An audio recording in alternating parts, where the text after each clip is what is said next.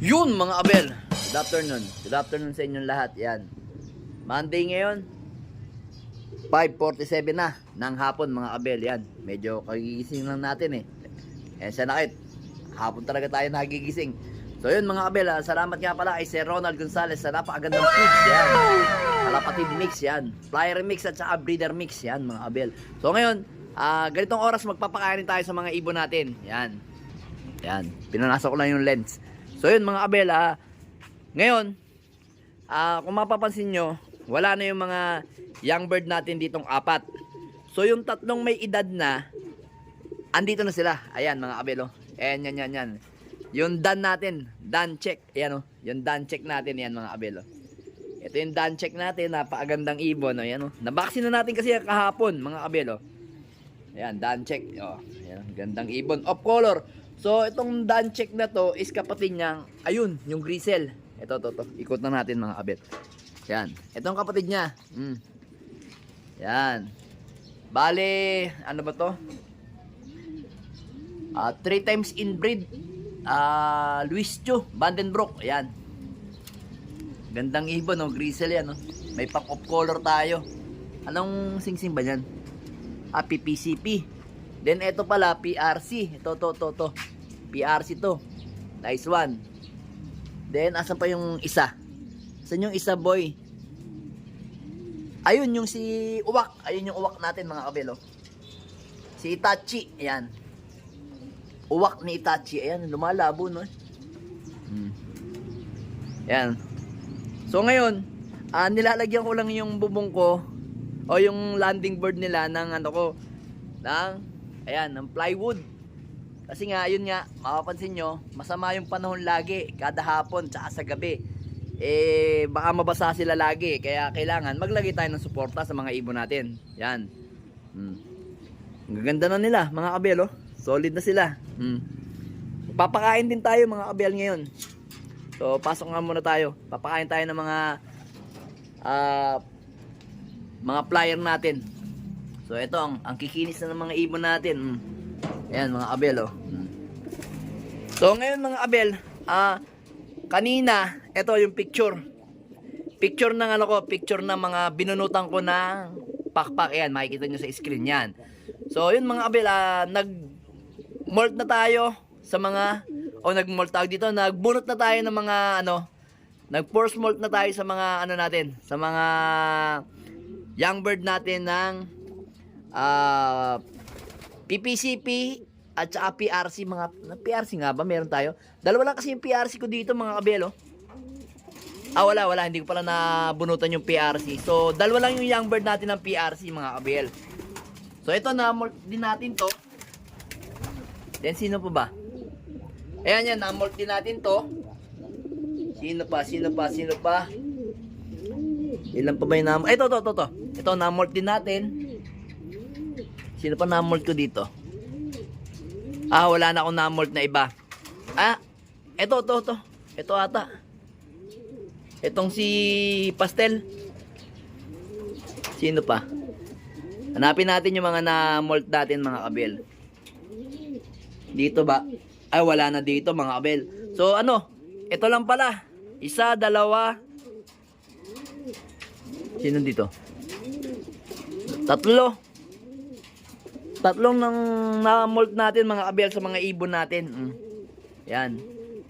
Talagang kailangan natin mag-molt kasi yung mga yon may mga edad na. So yun nga pala mga kabelo, eto na, dumating o umuwi si 6'5". Kaninang lang.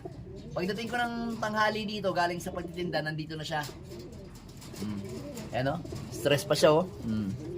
Ito si pangalan to? Si Rigor. Ito yung mag-asawa. May egg ka na? Hindi ka pa nag-e-egg? Ha? Hindi pa siya nag-e-egg mga kabel. Pero magambaga na sipit-sipitan yan. So yung mga kabel, ngayon Monday ngayon, ito. Ito yung binigay natin sa kanila. Yan. Baka sabihin nyo, yan pa rin yung binibigay ko sa mga ibong ko, yung prebiotic ko.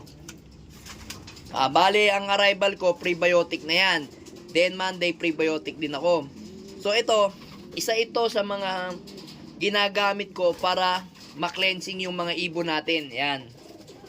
So ngayon, naubusan ako ng apple cider, pero may inihalo akong iba dyan para mas maganda yung ano nila, cleansing sa katawan mga kabel. Kaya yung mga ibon ko hindi basta tinatamaan ng mga sipon. Kasi yun nga, nagpi-prebiotic tayo, tapos Tuesday probiotic naman para yung pinatay nating bad bacteria sa mga ibon natin, Tuesday bubuhay naman natin palalakasin natin ang good bacteria ng mga ibon natin. Kaya malalakas lumapang ang mga ibon natin mga kabel. So hindi lang naman din yan, pati yung mga young bird natin dito is, ay no, meron pa ba? Ay, konti na lang yung ano nila dun. Prebiotic yan. Bale yung ibon natin dito is ilan ba? 3, 4, 5, 6, 7, 8, 9, 10, 11, 12, 13, 14 mga kabel. 14 tong ano natin, no? Nagugutom ka na? Nagugutom na sila mga kabel, eh, oh. So yun, yung isang kasama ni ng mga ibon natin galing Nasugbo is eto. Ayan. Sinama ko muna dito sa mga anak ni Rigor. Ayan. Ayan. Kasi hindi pa pwedeng isama yan dito sa marami dito. Pero malakas na naman siya kumain. Ang mahirap nga lang kasi medyo bata pa siya, kaya kailangan isabay siya dito sa mga anak ni Rigor at saka ni Tergy. Yan, nakikita nyo naman, oh. Tapang, oh. No? Manang-mana kay Rigor, oh. Manunugod ka agad, eh, oh. Ayan yung Rigor ko. Matatapang. Yan. Yan, kayo magkakasama sa South, ha. Galingan nyo. Ito, naka-PRC to mga kabel. Ito, hindi ko alam kung naka-PRC rin to, eh. Ay, PPCP to. Yung isa pala. Ayan. Tawag dito. Naka-PRC at PPCP yung isa. Yan. Then dito, may egg na mga kabel, oh. Update ko lang kayo sa mga ibon ko mga kabel. Dito, malaki na yung young bird mo, darling. Ito yung young bird natin mga kabel. Inikot ko lang kayo. Salot ko kasi nga, medyo umulan kanina, eh. Malaki na. Pwede na natin, ang tapang. Ayan, no? Ayan. Hindi pa pwede lagyan sing-sing. Siguro mga ano pa. 2 days pa. 2 days pa yung sing-sing, pwede na. Pwede na yung salpak mga kabel. Ang gagawin natin yan, pag medyo malaki na yan mga kabel, siguro mga nagkabalahibo ng mga 2 to 3 weeks, iwawalay ko na itong lalaki mga kabel. Iwawalay ko na yan. Kagaya nito mga kabel, oh. Ayan, medyo malaki na yan. Ito kasi nasalpakan ko na. Anak ni tatay niya, ni Miss Peter. Ito. Ayan. Ang laki na ng anak. O, yan, o. Yan. Yan yung anak, o. So, ito, pag medyo malaki na rin yan, at tingin ko nakakatuka-tuka na siya ng konti, ang gagawin ko, iwawalay ko naman to. Kasi ito, si 1996 line, si 1114, at saka yun, si 525 na barako dito, iwawalay natin dahil may gagawin tayong diskarte sa kanila sa paparting na summer breeding. Pero ang start ko ng breeding nung baka July o August pa mga kabel. Update ko lang kayo sa mga ibon natin. Monday naman kasi ngayon, no? Yan. So tara, magpakain na tayo ng mga ibon natin. Alright, let's go!